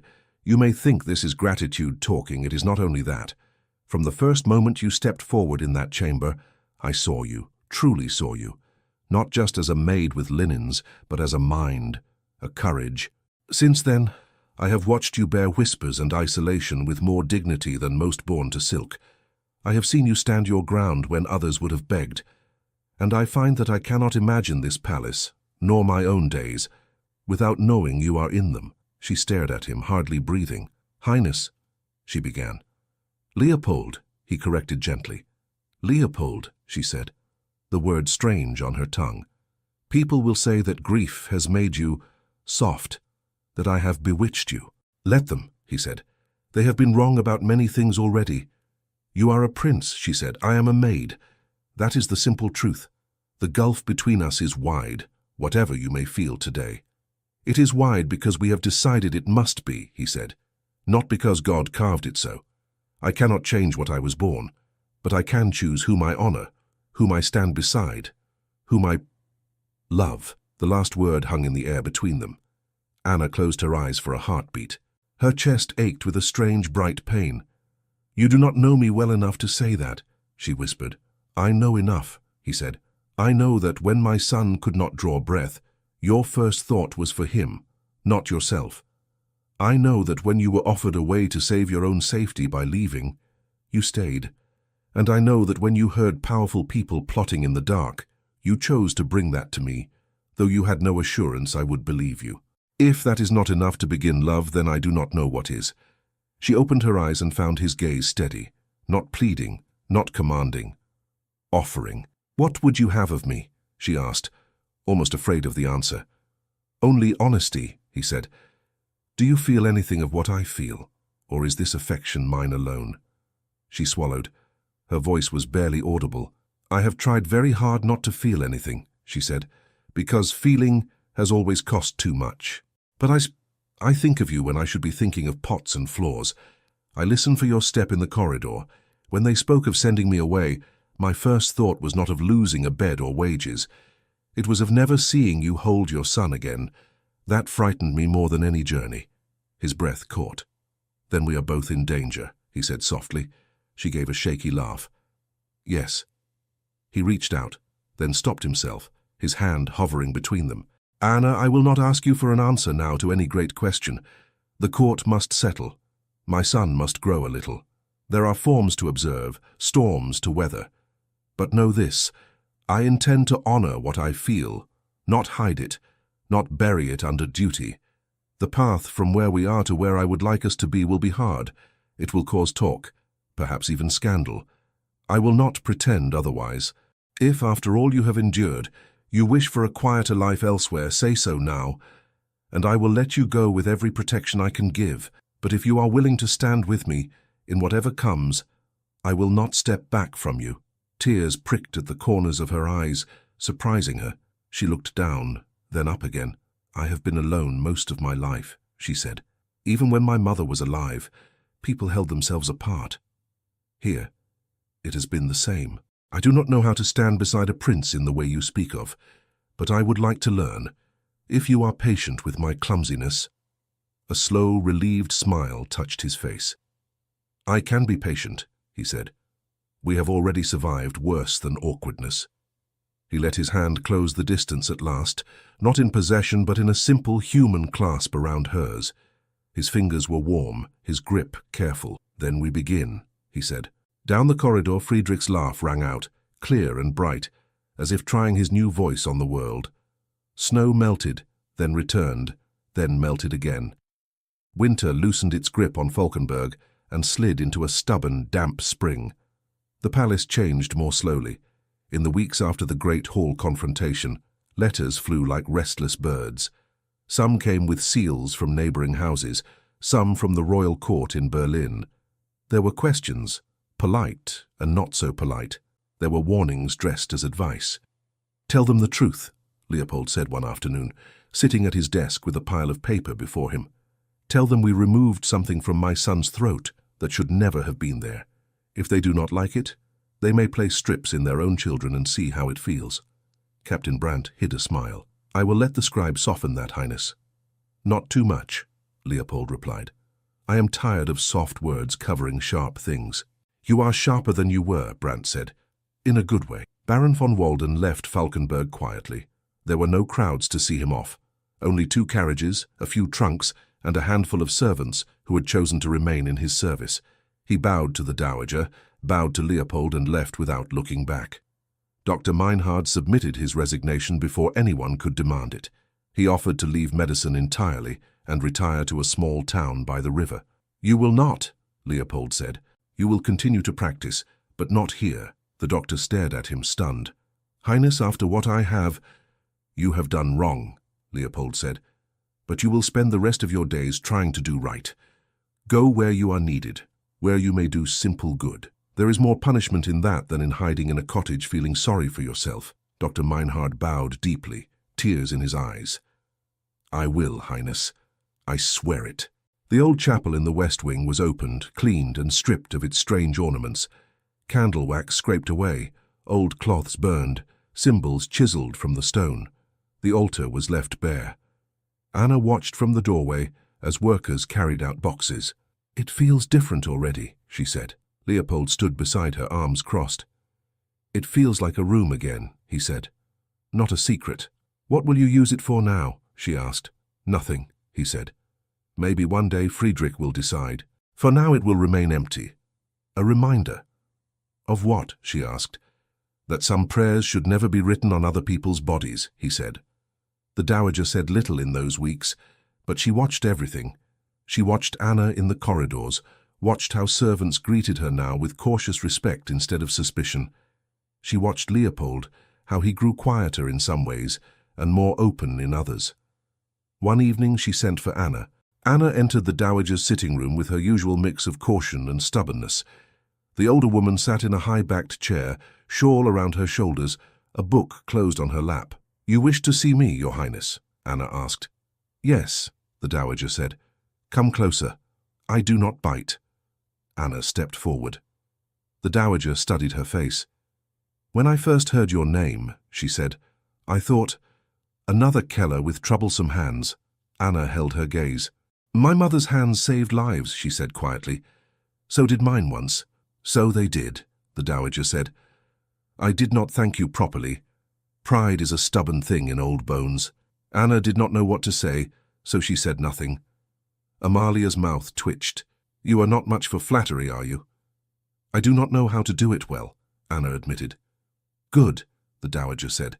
We have too many who do. Sit down. Anna obeyed, perching on the edge of a chair. Do you care for my grandson, the dowager said. I have seen how he reaches for you, how his face lights. Why? Anna blinked. Why, Your Highness? Yes, Amalia said. You could have accepted the offer to leave. You could have taken a small purse and gone far away from all this. Yet you stayed. For what? A better bed? Higher wages? No, Anna said. I stayed because he is here. Because I could not bear the thought of his voice being shaped by people who wanted him quiet. He is more than a prince to me. He is a child I held when no one else would let me touch him. I have never had that before. And his father? The dowager asked, eyes sharp. Anna felt heat rise in her cheeks. His father is my prince, she said carefully, and a man I respect. And? The dowager pressed. And if I say more, there will be talk, Anna said. There already is, Amalia replied dryly. You may as well speak truth in front of the one person whose talk still matters. Anna swallowed.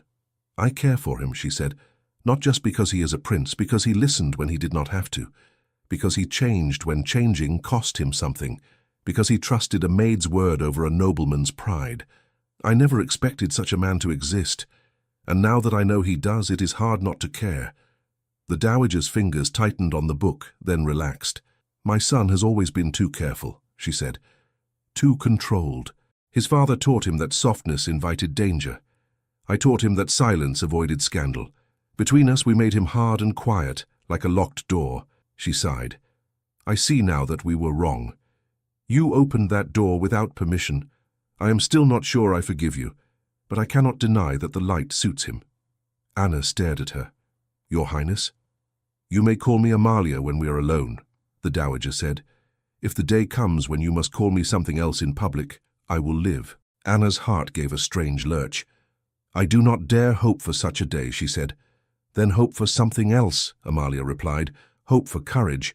Hope to endure what is coming, for it will not be easy. The court will resist. The other houses will laugh. Some will call it a disgrace. Others will see it as an affront to order itself. What do you see it as? Anna asked, voice barely above a whisper. The dowager hesitated. I see it as a chance, she said finally, to correct something in our line that has been crooked for a long time. My husband married for alliance, not affection. I trained my son to think the same. Look how that ended. A dead princess, a choking child. Perhaps God has grown tired of our tidy plans. Anna bit back an astonished laugh. So you would accept such a union? She asked. I would not throw myself from a tower to prevent it, Amalia said. That is as much blessing as you will get from me at present. Do not waste it. Thank you, Anna said fervently. Do not thank me, the dowager replied. Thank yourself for not running, and thank my grandson when he calls you by the name you deserve one day. Time did what time does. Spring warmed into early summer. The fields beyond Falkenberg turned green.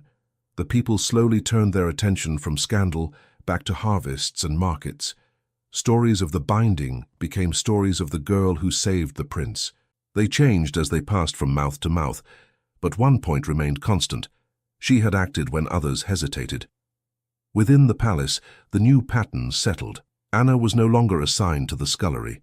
She moved between the nursery and the more private rooms, helping the nurse carrying messages, sometimes reading aloud very slowly from children's books, while Friedrich grabbed at the pages.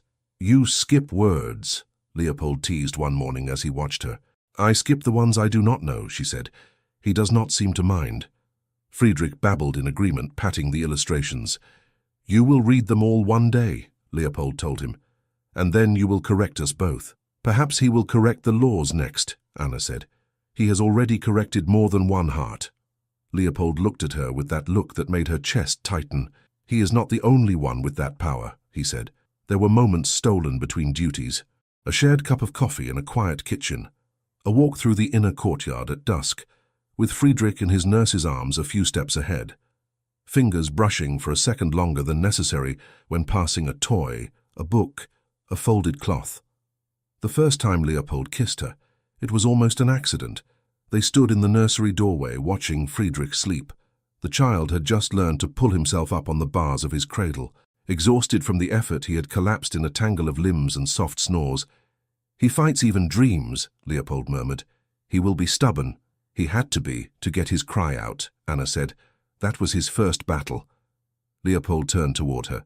The lamplight caught her profile, the curve of her cheek, the small line of tiredness at the corner of her mouth. "You look at him as if he belonged to you," he said softly. "He belongs to himself," she answered. "But I feel tied to him." "Tied to us," he corrected. "We are bound together whether the Baron likes it or not." She smiled at that. "He is far away now."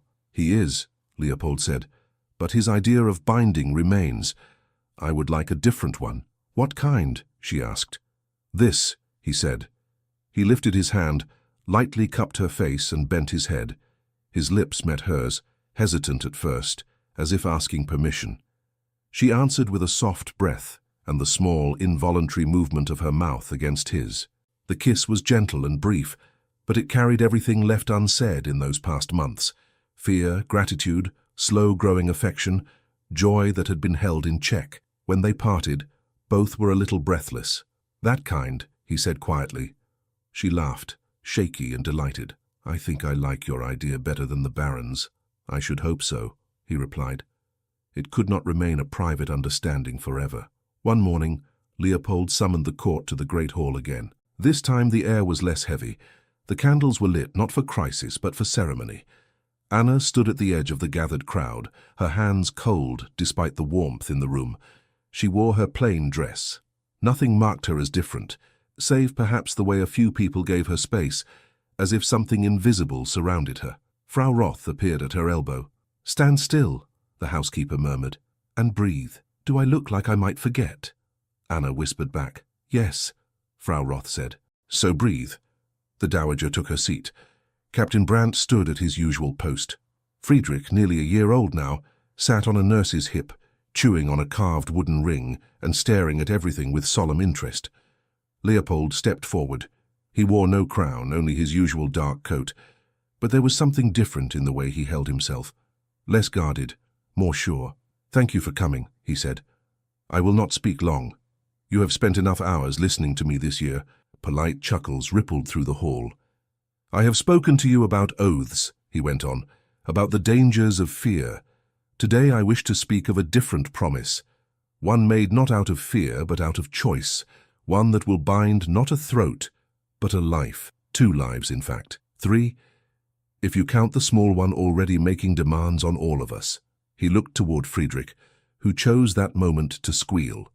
Leopold smiled. "Yes, you," he said. The hall relaxed, just a little. "I have decided," he said, "to marry again." A rustle of surprise swept through the room.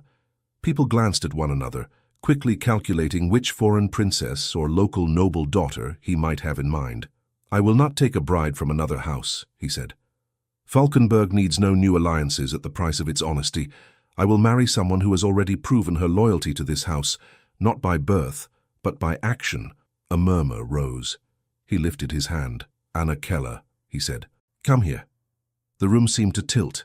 Anna's feet left the floor of their own accord. She walked forward through the path that opened, feeling eyes follow her. Some curious, some hostile, some unexpectedly kind. She reached the space before the dais and curtsied, knees trembling. Leopold's gaze met hers, steady and warm. "Anna," he said, his voice gentler now, "I have said this to you in private, but I will say it here, where it matters most. You saved my son. You spoke truth when others hid it. You stood beside me when it would have been easier to run. You showed me what courage looks like in a simple dress." He turned slightly to address the hall. "Some will say she is unworthy of a prince," he continued, "that she is a maid and nothing more. I say a prince who cannot recognize worth beyond titles is unworthy of his own crown. No one laughed. The words were too sharp. I intend to marry Anna Keller, Leopold said clearly. Not as a whim, not as a reward, but because I love her. Because she is the woman I trust to stand beside me when storms come. Because I want my son to grow up seeing in his mother the same courage I want from him. Silence fell, heavy and stunned. Then quietly the dowager rose. The gesture alone sent a ripple through the crowd. We have made many mistakes in this house, she said. This is not one of them. I, Amalia of Falkenberg, give my blessing to this union, not because it is easy, but because it is right. A breath Anna had not realized she was holding left her in a rush. The clergy shifted, whispering quickly. One stepped forward. Highness, he said carefully, a union between a prince and a woman of such humble birth is unusual. So was a strip of writing in a child's throat, Leopold answered. We are done with old patterns of harm. We will make a new one. If the church requires any special dispensation, I am sure they can find a way to stamp it and file it in triplicate. A few younger lords snorted, hastily turning it into coughs. The priest opened his mouth, then closed it. If it is your will, he said, then it is my duty to bless it. Thank you, Leopold said. He turned back to Anna. His eyes softened. You have heard me throw you into the center of every gaze, he murmured. Yes, she whispered. Very rudely. I will do worse at the altar, he said. I hope you forgive me. She smiled, suddenly feeling light. I think I already have. The wedding was not delayed long. Leopold saw no reason to let rumors ferment. It was held in the palace chapel that still remained in use, not the stripped one. Flowers from the early gardens were brought in. Candles glowed. The court dressed in its best, some with genuine joy, others with carefully concealed disapproval. Hannah's dress was simple compared to the gowns of princesses in stories. White, yes, but not heavy with jewels, a bit of lace at the sleeves, a ribbon at her waist. Her hair was brushed until it shone and pinned up by trembling fingers. Hers, the nurses', Frau Roth's, even the dowager's when no one else was looking. You look like yourself, Leopold whispered when he saw her at the chapel door. That is all I wanted. You look very nervous, she whispered back. I am marrying the bravest woman I know, he said. I would be a fool not to be nervous. The ceremony was simple. Words spoken, hands joined, rings placed. There were no long speeches, only vows, clear and steady. I take you as you are, Leopold said, his voice roughening. Not as others say you should be, not as fear would make you, as you are. And I take you, Anna replied, not as a prince only, but as the man who chose truth over comfort, as the man who held his child and listened to a maid, as the man I love. The priest blessed them. They turned to face the hall as husband and wife. Some bowed deeply, some did not. The dowager's eyes were wet. Captain Brandt's usual stoicism cracked into something like a smile. Friedrich, sitting on the nurse's lap, clapped his hands together and squealed as if he understood everything. Afterward, in a small room off the chapel, away from the crowd, Leopold and Anna sat for a moment in the first quiet they had had all day. We are married, Anna said, sounding the word out as if testing a new language. We are, he said, and no one choked. That alone feels like a miracle. She laughed. Do you regret it yet? She asked. Not even slightly, he said. Do you? Only that it took so long to arrive here, she replied. But perhaps we needed the time to become who we are. He reached for her hand, twining their fingers. Anna von Erhardt, he said, trying the name. It suits you. It feels too large, she said, like a coat I will grow into. You will, he said, very quickly. You have already outgrown what they thought you were. There was a knock at the door. Enter, Leopold called. The nurse stepped in, Friedrich on her hip. He was very insistent, she said, smiling. He refused to nap. I think he wished to offer his own congratulations. Leopold stood and took his son. Is that so? He asked. You approve of all this, do you? Friedrich grabbed his father's collar, then reached for Anna, making an impatient sound. Of course, she said, coming closer. He is used to having us both nearby. We have unsettled his routine. Leopold shifted so the boy could see her better. Look, Fritz, he said, this is your mother. They had used the word often in his hearing these last days, hoping it would sink in. He had babbled it once or twice without meaning, mixing it with other sounds. Now he stared at Anna with unusual seriousness. His small mouth worked, shaping nothing at first. Then, clear as the chapel bell outside, he said, "Mother." The room seemed to stop. Anna's hand flew to her mouth. Tears sprang to her eyes. "Say it again," Leopold whispered, voice shaking. Friedrich, delighted by the reaction, grinned and repeated, "Mother." He reached for her with both arms. She laughed and sobbed at once. Leopold passed the boy to her. Friedrich clung to her neck, tucking his head against her shoulder, as if that had always been where it belonged. "There," Leopold said softly. "The first word he speaks clearly is yours." "It is ours," she said, pressing her cheek to the child's hair. "Yours, mine, his." She looked at Leopold over Friedrich's head. "He will never know the silence we feared for him," she said. "He will never have words forced into his throat again." "He will choose his own," Leopold said, "and we will listen even when we do not like them." "He may shout," Anna warned. "He already does," Leopold said. "I look forward to hearing all of it. Every cry, every question." They stood there, the three of them, held together by arms and words and things that had no name yet. Outside, the bells rang again, not for alarm, but for joy. In the courtyard, servants paused to listen. In the village below, people looked up, smiling, saying to one another, "The prince's son has a voice, and the maid is now his mother." Thank you so much for listening to this story all the way to the end. We hope it moved you as much as it moved us while telling it. We'd love to hear your thoughts. Leave us a comment telling us where you're listening from and what you liked the most. Rate this story from 0 to 10. What score would you give it? If you enjoyed this story, don't forget to subscribe to the channel and leave a like as a show of support. That really motivates us to keep creating and sharing more stories full of emotion and life lessons. And before we go, we want to remind you that an exciting and heartwarming story recommendation will appear on the final screen. If you'd like to enjoy it, just click on the video. Thank you once again for being here, and we'll see you in the next story.